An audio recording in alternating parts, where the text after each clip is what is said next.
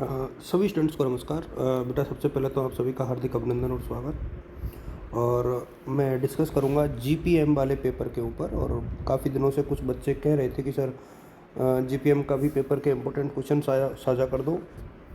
हालांकि मेरे लिए बहुत मुश्किल चीज़ बनती है ये, क्योंकि जीपीएम कोई मेरा सब्जेक्ट है नहीं।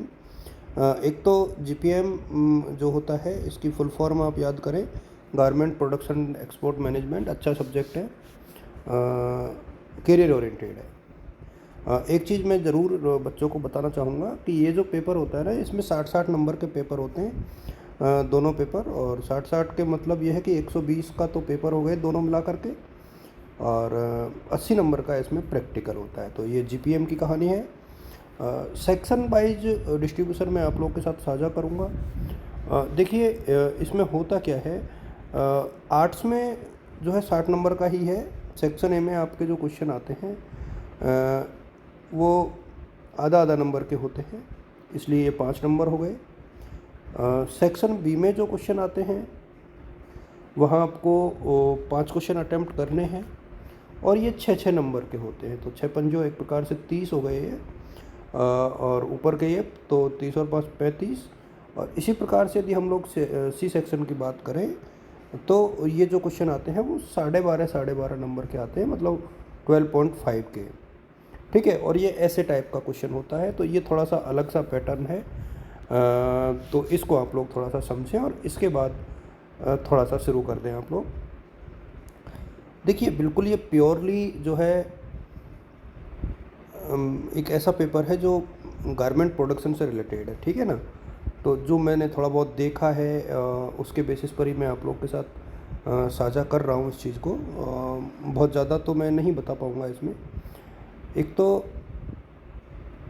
आप ट्रेडिशनल जो एम्ब्रॉयडरी है इंडिया की, यानी जो परंपरागत एम्ब्रॉयडरी है, वो कौन कौन सी हैं और उनमें से आपके सिलेबस में क्या है।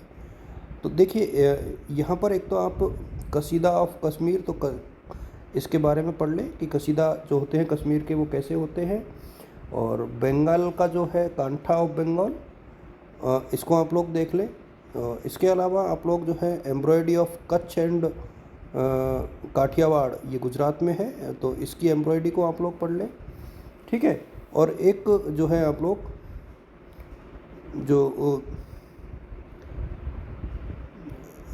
चिंकानकारी ऑफ जो होती है लखनऊ की, इसको देख लें। तो ये देखिए, गैस लगाना थोड़ा सा मुश्किल होता है। इसके बाद आप यहाँ पर देखोगे study of traditional customs of various region in India, तो कॉस्ट्यूम सॉरी। तो जो डिफरेंट ड्रेसेज होती हैं, जो कॉस्ट्यूम्स होते हैं परंपरागत भारत के विभिन्न क्षेत्रों में, वो कैसे होते हैं उसके ऊपर है ये। इसके अलावा study of Indian civilization and brief knowledge of the world costume, तो इसके भारत की जो सभ्यता में जिस प्रकार से जो कॉस्ट्यूम्स है उसमें ग्रीस और रोम का जो योगदान है उसको थोड़ा सा देख लेना है आपको। ये क्वेश्चन आपके बुक में मिल जाएंगे, नहीं मिले तो आप गूगल कर लेना, थोड़ा थोड़ा याद कर लेना, वहाँ से आपको पता लग जाएगा। हिंदी मीडियम के बच्चों को थोड़ी सी दिक्कत हो सकती है मैटर में।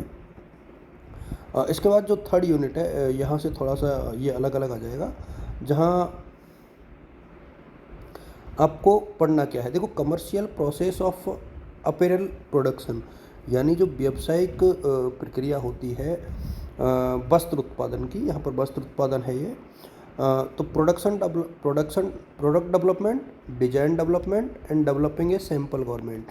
तो एक तो ये प्रोसेस हो गई कि आप किसी भी उत्पाद को जो उत्पादन जब करोगे किसी भी क्लॉथिंग का, तो एक तो उत्पाद का डेवलपमेंट कैसे होता है, उसका डिज़ाइन कैसे होता है, फिर एक जो सैंपल गारमेंट यानी जो होता है उसका नमूना, ये कैसे जिसको दिखाने के लिए अपन बनाते हैं, उसकी प्रक्रिया क्या रहती है। तो ये आप लोग थोड़ा सा यहाँ से देख लेना, काफ़ी इम्पोर्टेंट सा सेगमेंट है।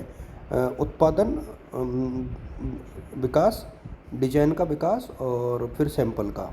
तो ये ऊपर का सेक्शन आप लोग देख लेना, एक क्वेश्चन यहाँ से मिल जाएगा। और यदि हम लोग सिर्फ प्रोडक्शन की बात करें तो एक यहाँ पर आप ये देख लेना कि एक गारमेंट की कॉस्टिंग कैसे निर्धारित होती है, एक तो ये देख लेना, यानी लागत का निर्धारण कैसे होता है।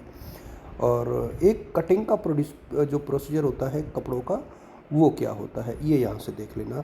तो इतना आप करोगे तो निश्चित तौर पर आपको क्वेश्चन मिल जाएगा। यूनिट 4 की यदि हम लोग बात करें तो इंट्रोडक्शन टू इंडस्ट्रियल मशीन, तो इसमें कुछ मशीन्स हैं जिनके नाम दिए हुए हैं, तो आप लोग इनको बनाना भी सीख लोगे, तो इनके डायग्राम ज़रूर बनाएं आप लोग।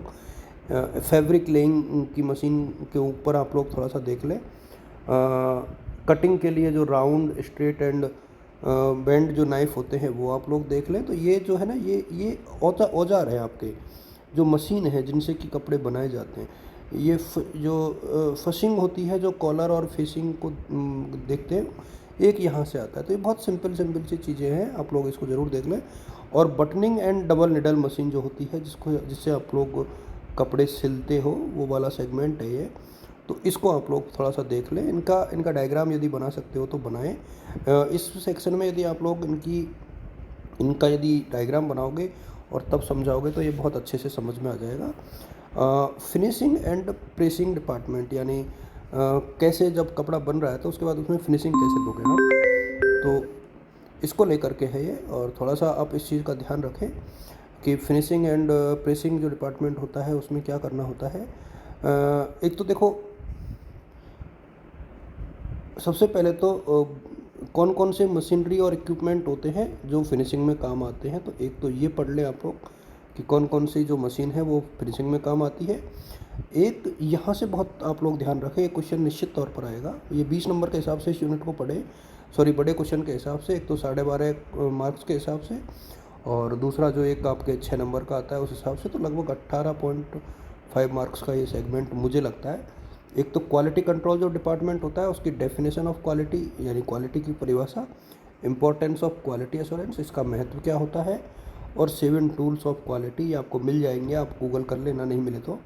और इसी प्रकार से लेवलिंग डिपार्टमेंट और इंटरनेशनल केयर लेवलिंग सिस्टम क्या होता है, और इको लेबल क्या होता है। ये नीचे के यदि आप लोग 2 टॉपिक पढ़ लोगे तो आपके क्वेश्चन जो है निश्चित तौर पर मिल जाएगा। तो इसीलिए मैं कहना चाहूँगा कि आप लोग बेटा इसको देखें और अपने साथियों के साथ साझा करें। Thank you so much.